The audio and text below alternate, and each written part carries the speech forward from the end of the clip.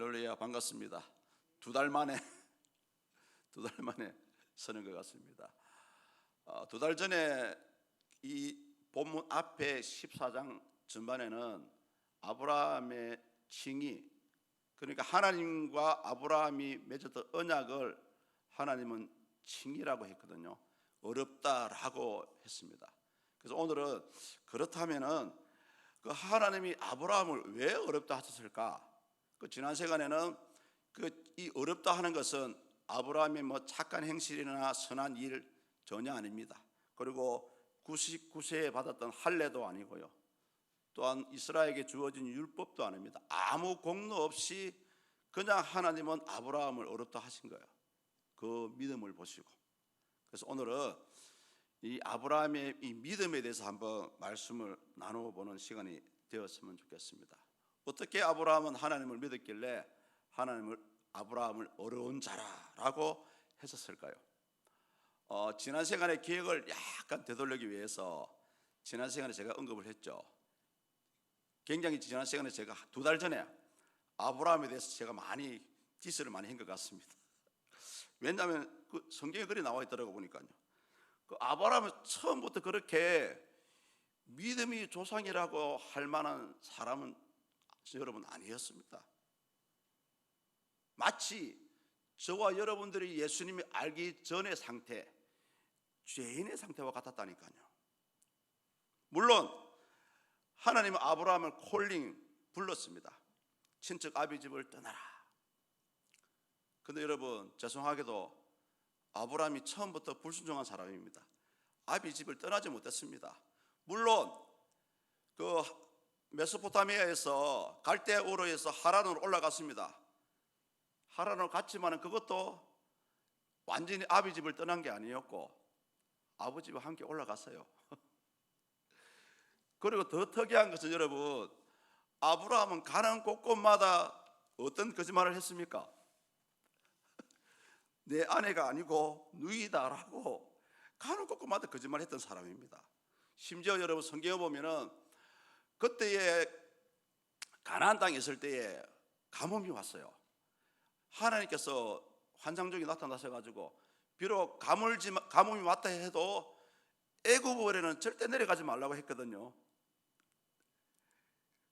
근데 그 말 듣자마자 바로 애굽으로 내려간 사람이 아브라함입니다, 여러분. 하나님과 의논도 없이. 가장 결정적인 이 아브라함의 치부를 들춰보면은 분명히 사라의 몸을 통해서 너의 씨가 후손이 주어질 것이다 라는 그 약속을 받았거든요. 86세 때에. 그런데 여러분 어떻게 했습니까? 그 약속을 믿지 못하고 누굴 낳았죠? 하갈을 통해서 이스마엘을 낳는 큰 실수를 범했습니다. 그 하나님께서 화가 얼마나 나셨는지 성경에는 하나님이 화가 나셨다 말씀은 없습니다만은 무려 13년 동안 86세에 후손을 주신다고 약속하셨는데 13년 동안 하나님 침묵하셨어요. 그리고 99세 때에 나타나셔가지고 하나님의 첫 마디 기억나십니까? 나는 전능한 하나님이다. 왜 뜬금없이 전능한 하나님이라고 얘기했을까요? 네가 86세 때 분명히 내가 약속을 했는데도 불구하고 인간적으로 네 힘으로 이스마엘을 낳았다는 거죠. 왜 나의 전능한 능력을 믿지 못하느냐라고 사실은 꾸짖는 말입니다.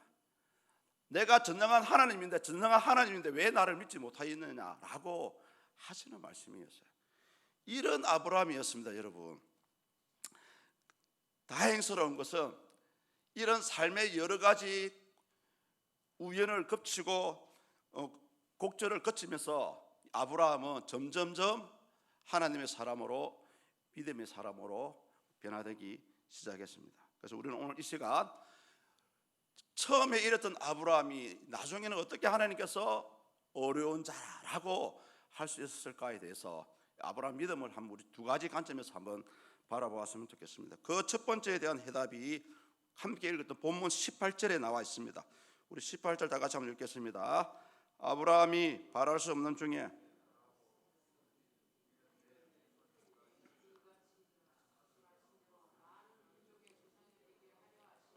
아멘. 예. 아브라함은 바랄 수 없는 중에 바랐다고 얘기했습니다. 이 말의 뜻은 무엇일까요? 물론 다들 아시겠지만은 이 바랄 수 없다는 것은 사실은 기대할 수 없다는 거죠. 인간적인 이성, 나의 인격, 나의 상식으로 봤을 때 도저히 이해하고 기대할 수 없는 상황인데도 불구하고 그 한계, 인간의 한계, 믿음 없는 사람의 한계를 넘어서 아브라함이 그것을 기대했다는 거죠. 그것이 여러분 바랄 수 없는 중에 바라는 그런 믿음이었습니다. 근데 사실은 아브라함의 이때의 상태는 그렇게 좋은 상태는 아니었습니다. 심리적으로도 그렇고 당시의 상황적으로도 그렇고 매우 아브라함에게는 절망적인 상태였어요. 왜냐하면은 여러분 당시 아브라함이 살던 시대에는 시족사회입니다. 시족사회. 그 사람을 지금 저와 여러분을 국민을 보호해주는 국가라는 개념이 없었습니다. 시족사회의 가장 큰 목표가 무엇인지 아십니까? 종족 보존입니다. 왜? 아이들을 많이 낳아야 이 아이들을 통해서 이 아이들이 장성하면은 자기 종족을 지키는 군사로 쓸 수가 있거든요. 가장 기본적이고 가장 핵심적인 요소를 아브라함은 실천을 못했다는 것이었습니다. 당시 아브라함은 나이가 많이 들었습니다. 86세 또 99세. 그나마 다행히 86세에는 이스마엘을 낳았습니다. 근데 하나님이 약속을 주실 당시에는 99세였거든요. 물론 어느 정도의 남자로서의 능력을 가지고 있었겠지만은 상당히 절망적이었습니다. 더 절망적인 부분은 성경 보면 아내 사라가 여성으로서의 모든 기능이 정지되었다는 것을 성경은 말씀하고 있습니다. 여러분 불가능입니다. 불가능이라니까요.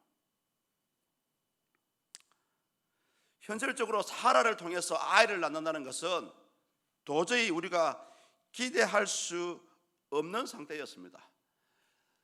99세에 나타나서 가지고 아브라함에게 사라의 몸을 통해서 내년 이때에 아들이 있을 것이다 라는 말을 들었을 때에 정작 당사자인 사라의 행동이 생각나십니까?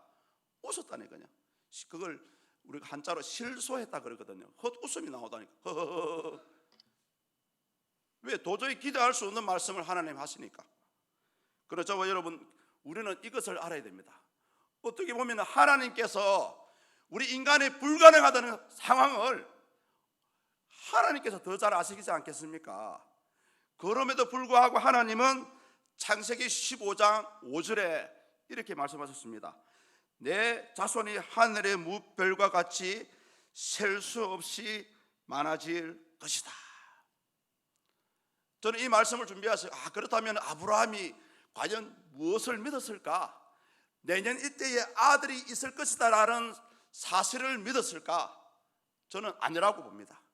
오히려 아브라함이 불가능한 가운데서도 바랄 수 없는 가운데서도 바라고 믿었던 것은 바로 하나님이 말씀하셨기 때문에 그 하나님이 하신 그 말씀을 믿었다고 생각이 되어집니다. 우리가 신약 시대에 오면은 아브라함과 좀 비슷한 사람이 한 사람이 있더라고 보니까요. 여러분 잘 알고 있는 우리 베드로 사도. 밤이 맞도록 물고기를 잡으러 갔는데 그 어부 중에도 어부 선수 아닙니까? 한 마리도 잡지 못했습니다.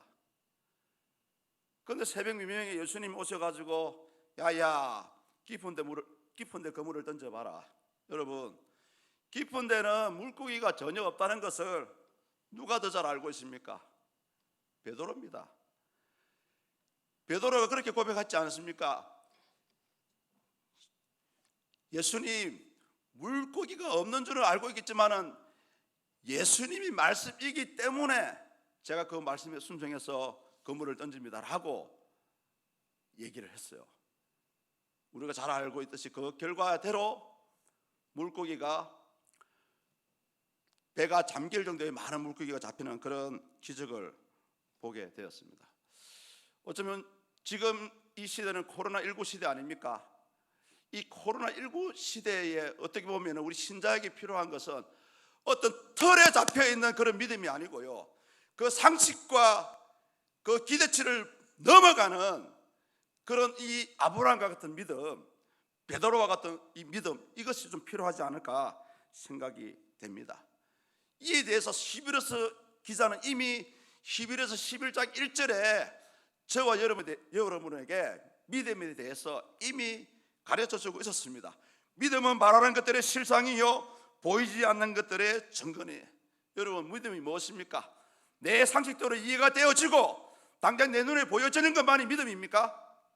히브리서 기자는 그렇지 않다고 얘기합니다. 보이지 않고 바랄 수 없지만은 그런 것들이 나중에는 결국은 보여지게 하는 것들이 믿음이다라고 얘기를 하고 있어요.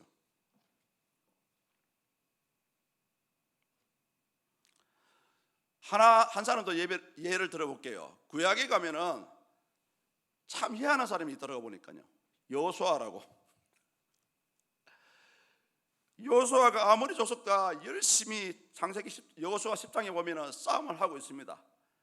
그런데 이제 하나님의 그 진멸하라는 그 명령에 따라서 이 사람들을 다 죽이기 위해서는 뭐가 필요합니까? 밝은 대낮이 필요한 거예요. 그런데 뜬금없이 여호수아는 아주 비상식적인 그런 믿음의 기도를 드리고 있습니다. 성경에 보면 태양아 기본 위에 멈추라, 달아 아연은 골짜기에 멈추라. 저는 사실은 이 구절을 보고 깜짝 놀랐어요. 와, 제 같으면 이런 생각도 조차도 할 수 없을 건데 어떻게 여호수아는 이런 생각을 해서 이런 내용을 가지고 하나님께 믿음의 기도를 드렸을까? 저는 완전히 감탄했다니까요. 여러분, 그렇습니다. 우리가 아브라함이 바랄 수 없는 중에 바라고 믿었다는 것은 기존의 틀에 박혀 있는 그것을 다 초월해 버립니다.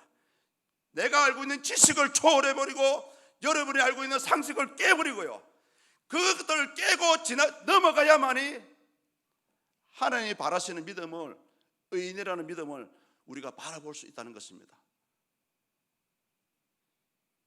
여러분, 그래서 이제는 한번 좀 상식을 좀 뛰어넘는 그런 믿음들이 필요합니다.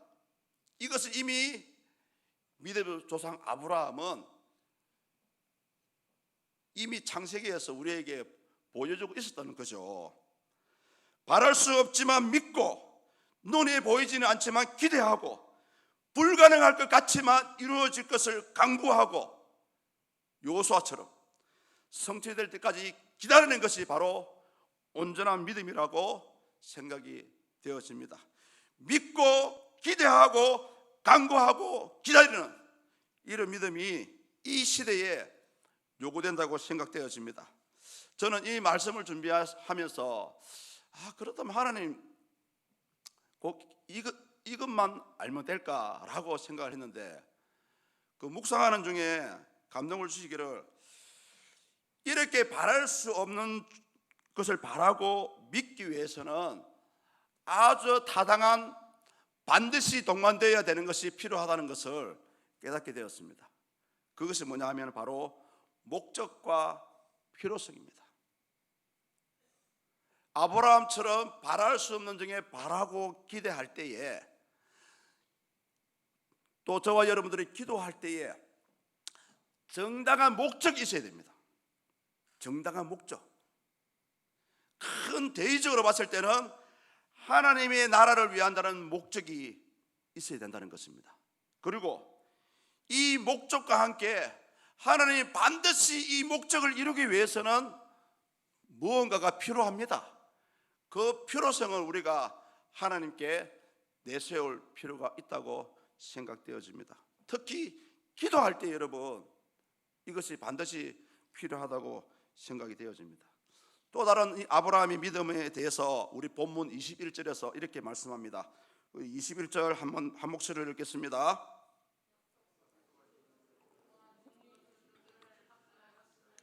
아멘. 약속하신 그것을 또한 능히 이루실 줄을 확신하였으니. 사랑하는 성도 여러분, 우리가 믿기는 쉬워요. 믿을 수는 있습니다. 그런데 믿음과 확신은 틀리다고 생각합니다. 글자부터 틀리지 않습니까? 믿음은 미음으로 시작하고 확신은 히읗으로 시작하죠. 믿음과 확신은 당연히 틀립니다, 여러분. 우리가 믿을 수는 있어요. 성경에서 말씀하시니까. 그런데 이렇게 확신하는 사람은 많지 않다는 것입니다. 당시 86세 때의 아브람, 하나님으로부터 약속을 받았어요. 그 약속을 믿었습니다. 그런데 사실은 그때는 거기까지였습니다. 아브라함의 믿음이 거기까지였다니까요. 믿기는 믿었지만은 확신하지는 못했습니다.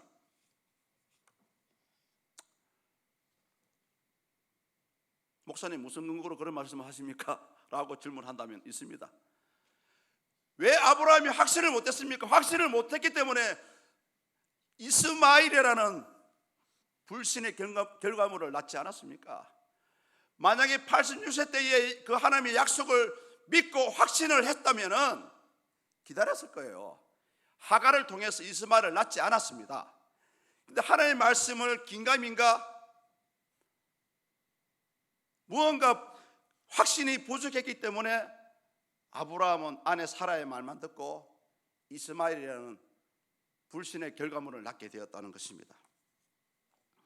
본문 21절에 보면 이 확신하다는 단어는 우리 원문에서는 플레로포레오라는 그런 단어입니다. 그런데 이 확신은 원래는 조금 제 같으면 여기서 그냥 확신이라 표시 안 하고요, 그 원문에서는 완전한 확신이라고 표현되어 있거든요. 오히려 성경 속에 여기 완전한 확신을 넣으면, 완전하다는 말을 넣으면 더 정확할 건데, 이 아브라함이 하나님 약속을 믿고 그 믿은 데 끝나지 않고 마치 당장은 아니지만은 언젠가는 이것이 하나님 말씀대로 이루어질 것이다 라는 것을 마치 아는 것처럼 행동하는 것, 그것이 여러분 완전한 확신입니다. 아브라함은 그 후에 아들 이삭을 낳고 나서 그런 완전한 확신의 모습을 창세기 22장에서 보여주었습니다. 오늘 하나님 독자 이삭을 모레아산에 가서 번제로 바치라 라는 명령을 내렸습니다. 저는 이 아브라함이 어떻게 해서 이 하나님의 말씀에 순종을 할 수 있었을까라는 의문이 생기게 되었습니다. 그런데 성경 속에 보니까 그 의문에 대해서 이미 답이 있더라고요. 아브라함은 하나님 말씀에 순종해서 아들 이삭을 모리아산에 데리고 가서 밧줄로 꽁꽁 묶고 칼로 내리치려 할 때까지 순종을 했는데요, 그렇게 할 수 있었던 근거는 뭐냐 하면 이미 하나님께서 아들 이삭을 주시기 전에 이삭을 통해서 하늘의 별과 같이 바닷가의 모래같이 너희 후손들이 많아질 것이라는 그 말씀을 아브라함은 확신을 하고 있었기 때문에 모리아 산에 가서 이삭을 번제로 드릴 수 있었습니다. 그런 아브라함의 모습을 보시고, 그런 확신하는 모습을 보시고 하나님은 창세기 22장 12절에서 이렇게 말씀하셨습니다. 사자가 이르시되 그 아이에게 내 손을 대지 말라, 그에게 아무 일도 하지 말라. 네가 내 아들 내 독자까지도 내게 아끼지 아니하였으니 내가 이제야 내가 하나님을 경외하는 줄을 아노라. 자, 우리 하나님 얼마나 얄고 쓰신 분이신지, 그렇게 사람의 마음을 아시면서도 이제야 아들 이삭을 바치는 행동까지 하니까, 실천을 하니까 그제야 아브라함의 믿음을 인정하셨습니다. 여러분, 하나님 사랑하십니까? 어디까지 사랑하십니까? 어디까지 사랑하십니까? 오늘 아브라함처럼 독자 이삭까지 바칠 수 있는 데까지 하나님을 사랑해야 돼요. 말로 사랑은 누구나 할 수 있습니다. 이 독자 이삭은 우리 예수 그리스도를 상징합니다만, 어떻게 보면 우리가 가지고 있는, 내가 가지고 있는 가장 소중한 것, 그게 집일 수도 있고 내 자식일 수도 있고 물질일 수도 있고 가장 소중한 것을 아브라함처럼 아낌없이 드릴 때에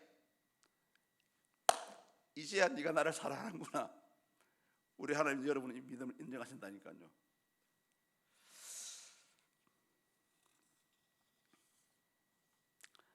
성경은 그래서 그렇다면 여러분, 우리가 하나님을 믿을 때에 나도 지금 확신한다고 생각하는데 여러분들이 얼마나 하나님께 기도하고 확신하는지를 테스팅하는 말씀이 성경에 나와요.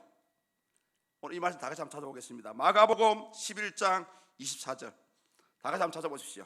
성경책 열어서 마가복음 11장 24절입니다. 한 주간 동안 이 말씀 붙들고 묵상했으면 좋겠습니다. 그러므로 다 같이 읽을까요? 그러므로 내가 너희에게 말하노니 무엇이든지 기도하고 구하는 것은 받은 줄로 믿으라. 그리하면 너희에게 그대로 되리라. 아멘. 이 말씀입니다. 저와 여러분들 기도 많이 합니다. 하나님 믿습니다. 그런데 과연 내가 기도한 거 반드시 이루어질 것이라는 확신을 얼마나 많이 하십니까? 요거예요, 요거. 아브라함이 바랄 수 없는 중에 바라고 확신하였다는 것이, 내가 기도했을 때에 당장 눈앞에 보이는 현실은 죽을 것 같고 꽝꽝 막혀 있고 피할 길이 없는데 내가 기도했으니까 이제 하나님 이루어 주실 거예요. 확신하는 거예요. 그 확신한 데까지 나아가야만이 온전한 믿음이라는 것입니다. 대부분의 사람들은 기도하고 나면 이렇게 생각하죠. 하나님 때가 되면 이루어 주실 거야, 막연하게 생각합니다. 아닙니다, 여러분. 우리가 여기에 대해서 믿음의 확신이 있다면 하나님 내 기도 응답해 주셔서 감사합니다. 어떤 목사님은 그 확신한 믿음을 하기 위해서 응답되지 않았지만 미리 감사한금을 드리라 그러더라고요. 하나님, 제 기도, 제 아들 취직시켜 주셔서 감사합니다. 몇 월 며칠에 합격시켜 주셔서 감사합니다. 미리 감사한금을 드리는 분도 있더라고요.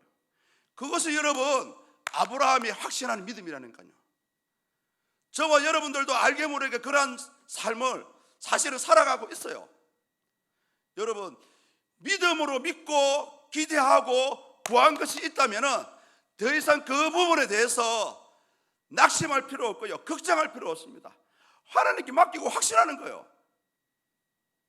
오늘 사도 바울은 이런 아브라함을 확신했다는 그런 믿음이라고 본문에서 얘기를 했습니다. 더 중요한 것은 이제 마지막입니다.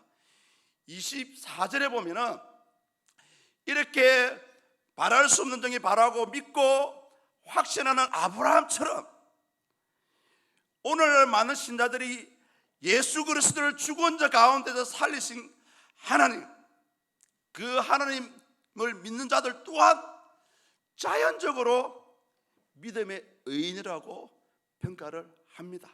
우리 본문 24절 다 같이 읽겠습니다. 의로 여기심을 받을 우리도 위함이니 곧 예수 우리 주를 죽은 자 가운데서 살리신 이를 믿는 자니라. 여러분, 우리는 다 같이 예수 그리스도를 믿습니다. 죽음에서 살아나신 예수 그리스도를 믿습니다. 이런 살리신 하나님을 믿습니다. 이러한 자가 진정한 의인이고 참 믿음이라는 것입니다. 그래서 지난 시간에 얘기했듯이 그래서 오직 의인은 믿음으로 말미암아 살리라 하는 그 말씀이 이제는 정리가 되는 거예요. 왜 아브라함의 언약을 보고 어렵다 하셨고, 왜 그런 바랄 수 없는 중에 바라고 확신한 아브라함을 의인이라고 칭의하셨고, 또한 오늘 저와 여러분들을 왜 예수 믿는 자를 의인이라고 칭하는지를 분명히 사도 바울은 본문 24절에서 이제 결론을 내렸습니다. 오직 예수 그리스도를 죽은 자 가운데서 살리신 하나님을 믿는 자는 그 사람이 참 의인이요 참 믿음의 소유자입니다. 기도하시겠습니다. 하나님 아버지, 감사합니다. 이 귀한 성일날 하나님께 나와 예배하고 찬송하고 말씀 듣게 해주셔서 감사합니다. 바랄 수 없는 중에 바라고 확신하는 아브라함을 의인이라 말씀하셨고, 또한 예수 그리스도를 죽은 자 가운데서 살리신 하나님을 믿는 오늘날 저희들을 의인이라고 칭해 주셔서 감사합니다. 하나님, 이제 이 말씀들을 듣고 우리도 의인된 삶을 살 수 있기를 기대합니다. 우리 연약한 인생들입니다. 하나님, 이제부터 의인된 삶을 살아갈 수 있도록 저희들에게 힘을 주시고 은혜를 베풀어 주시옵소서. 감사합니다. 예수 그리스도 이름으로 기도드립니다. 아멘.